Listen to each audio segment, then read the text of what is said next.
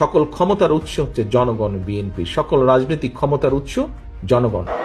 সকল ক্ষমতার উৎস জনগণ। জনগণকে খুশি রাখার জন্য, জনগণকে খুশি রাখার জন্য সকল ক্ষমতার উৎস জনগণ। এই কথা শুনলে গায়ে জ্বালা ধরে মোমেনের, কারণ সকল ক্ষমতার উৎস জনগণ নয়, সকল ক্ষমতার উৎস আল্লাহ পাক।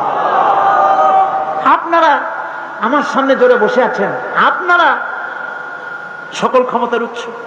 আশ্চর্য কথা, এই মুহূর্তে যদি আপনারা শোনেন যে 4-5 জন লোক চোখ বুঝিয়া পূর্ব দিক থেকে মায়ের আরম্ভ করেছে, অথবা একটা সাপ ঢুকেছে পূর্ব দিক থেকে এই মাহফিলের মধ্যে, শোনা মাত্রই এই সকল ক্ষমতার উৎসরা সমানে দৌড় মারবেন।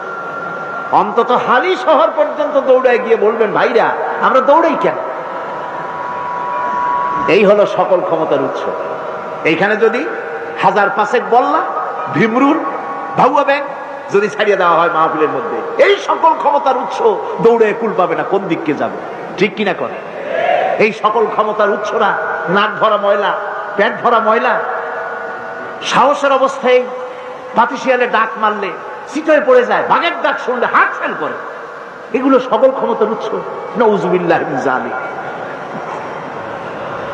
এই কথা বলা শিরক, এই কথা বিশ্বাস করা কবিরা গুনাহ, হারাম। যেহেতু আল্লাহ পাক পরিষ্কার করে বলেছেন, আন্নাল কুওয়াতা লিল্লাহি জামিআ, সকল ক্ষমতার উৎস কেবলমাত্র কে? চিল্লায় বলেন, হাত উঁচু করে বলেন, সকল ক্ষমতার উৎস কেবলমাত্র আল্লাহ সুবহানাহু ওয়া তাআলা। সুতরাং তিনি এই পৃথিবীতে যারা 60 বছর বয়স পাইল, আখিরাতের ওই হিসাবে সে পৃথিবীতে বাঁচত মাত্র 2 মিনিট।